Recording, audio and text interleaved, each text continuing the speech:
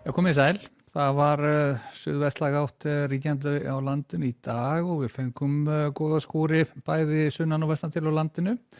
En norðan og austanlands hefur nú verið svona þurrara og hitatölur náðu upp í rúm 19 stig í dag þá á Austurlandi.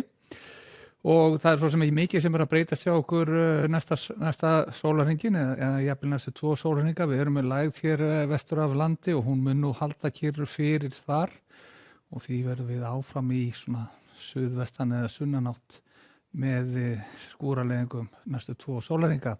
Við sjáum þetta betur þegar við keyrum hér hreyfimyndina að lægðin hún heldur kyrru fyrir vestan land. Aðra lægðir halda sig fjarri.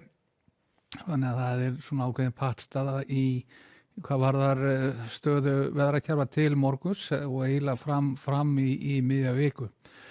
En það er kalt loft sem er að streyma hér upp að landi.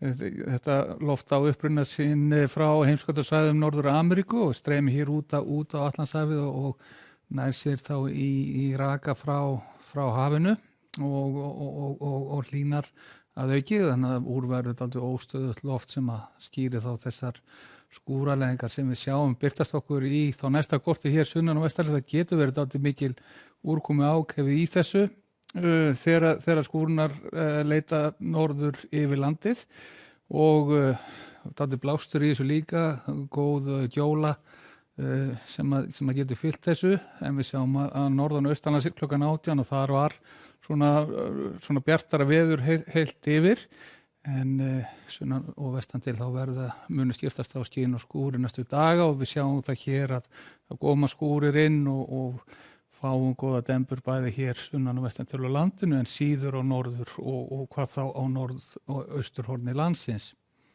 Klukkan 15 á morgun verður staðan þá á þessa leið. Vindur verður svona almennt séð á bilinu 5 til 10 metrar á sekúndu og skúri sunnan og vestan til á landinu. Getum alveg séð til sólar þar, svona inn á milli skúra.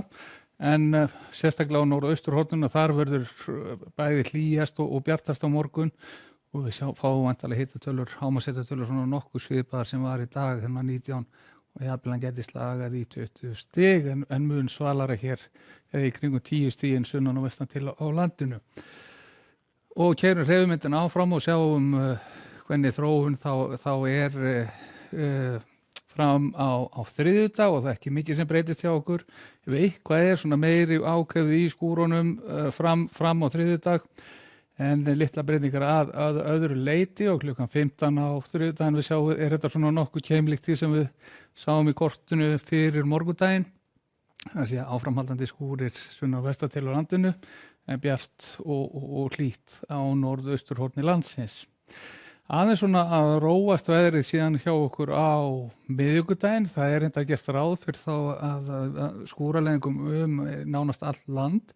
Hæglætis veður að öðru leyti og hitatölur frá 8 upp í þetta 15 stig en síðan á fimmtudaginn þá ætlar staðan aðeins að breytast hjá okkur því að þá verður vindátt norðaustlæg og ætlar að verða svo allan fram á helgina og jafnvel að herða svona frekar á vind þegar komið fram á föstudag, laugardag.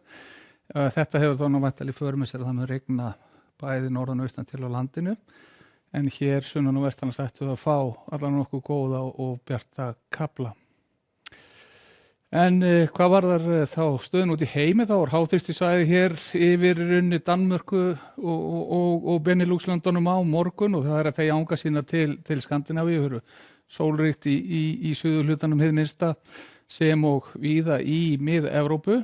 En það eru góða dembur á ferð bæði í austur og austurhluta Evrópu sem og Balkanska og Ítalíu.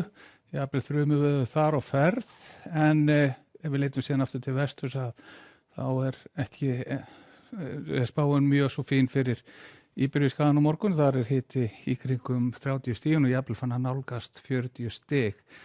Á Kanaríeyjum þá verður fínn dagur í vændum á morgun, sólríkt og fínar hitatölur og ef hendur síðan í Norður Ameríku þá voru skúralega hér við Mexíkóflóa en öðru liti háþrýstisvæði yfir miðríkjunum og þar verður sólríkur dagur á morgun en víða afar heitt. En séu þetta gott að vera í dag. Verið sæl.